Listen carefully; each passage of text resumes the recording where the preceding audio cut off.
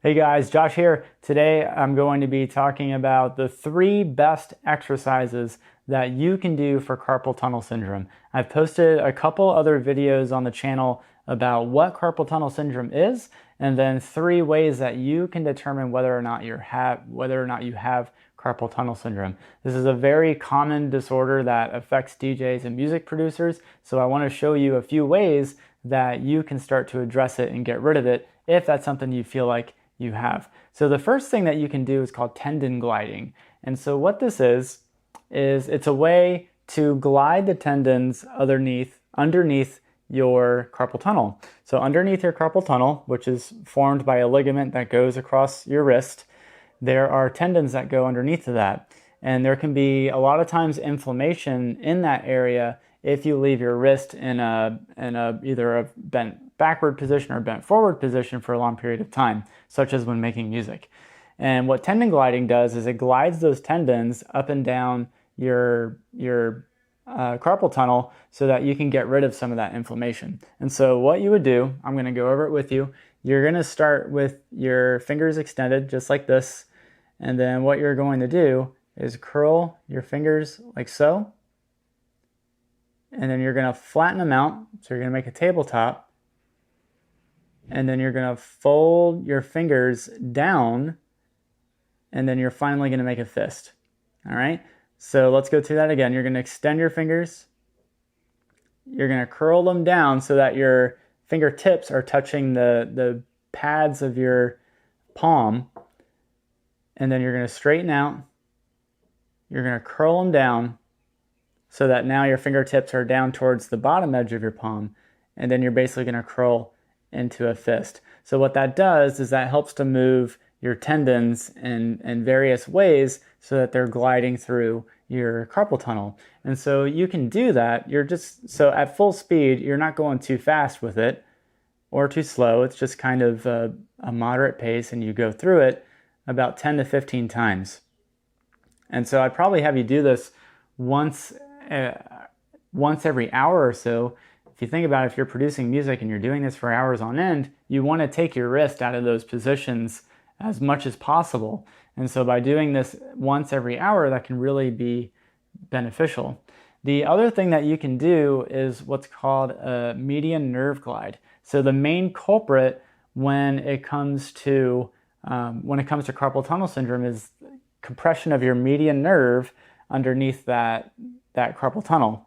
And so what you can do, it's kind of similar to the tendon gliding, is you can do what's called a median nerve glide. And so that gets your nerve gliding through that space as well. And so to do this, I'm going to scoot over a little bit. So you're basically going to have your hand out to the side, like so, kind of like you're serving a platter of food. And then you're going to bring your hand out to the side like this.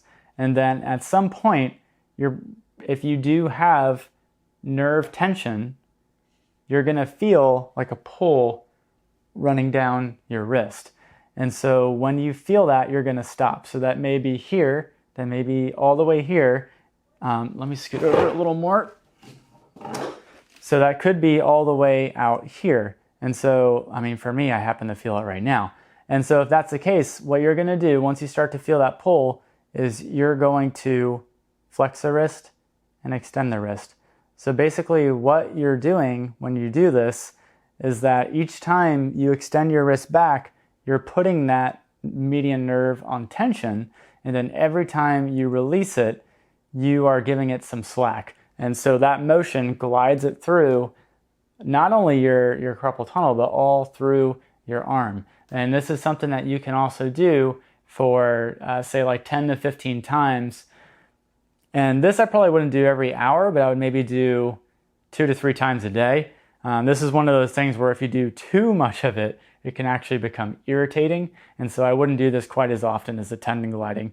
But again, to recap, start in that waiter's position, and you're going to reach that arm out to the side.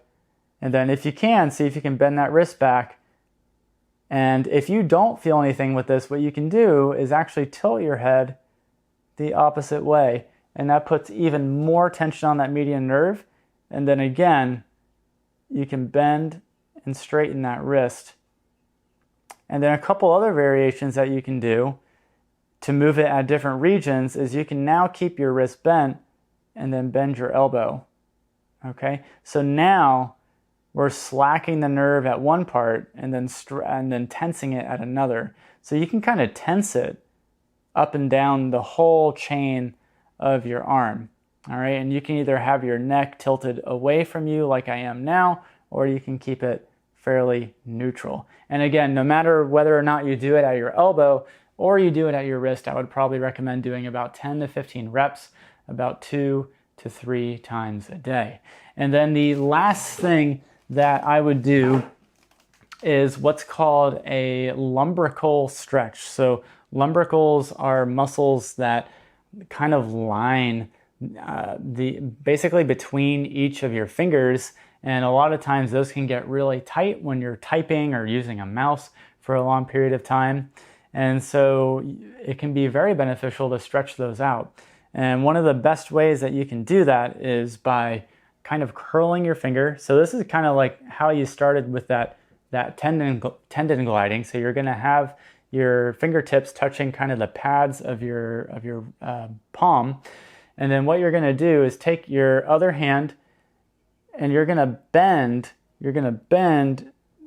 your fingers back. And you're going to feel that stretch all through the palm of your hand. All right. Now you shouldn't feel it at your wrist. So what I don't want you to do is to bend your entire wrist back.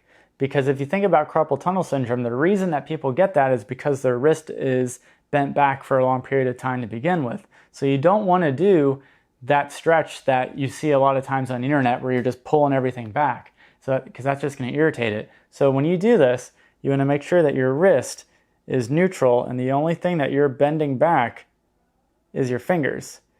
And so you can see when I'm doing this, you can see my fingers are bent back, but my wrist is neutral and even bent a little bit, bent forward, which is okay. And so you're going to hold this for stretches. I'd probably want you to hold about 30 seconds. So you hold that for 30 seconds, let it relax, shake it out if you need to, and then do the same thing. Fingers to the pads of your palm, take your other hand, pull your fingers back, just like, well, you probably can't see from that angle, but just like this. Again, keeping your wrist fairly neutral, not letting it bend back. Hold for 30 seconds. All right? And so that's the third thing that you can do to help with carpal tunnel syndrome. So doing that exercise, I would say 30 seconds, 3 repetitions. And that's another one that you can do once every hour or two, just to kind of help get your hands out of that prolonged position where you're using a computer or a mouse for making music. All right, so those are 3 of what I consider to be some of the best exercises that you can do to help with carpal tunnel syndrome. I hope it helps you out. Try it out and let me know what you think in the comments below. And if you've liked the video, definitely give it a thumbs up. And if you really love it and you want to follow along with the other content that I put out, then subscribe and I will keep you updated with all of that. All right, I will see you in the next video. Have a great day.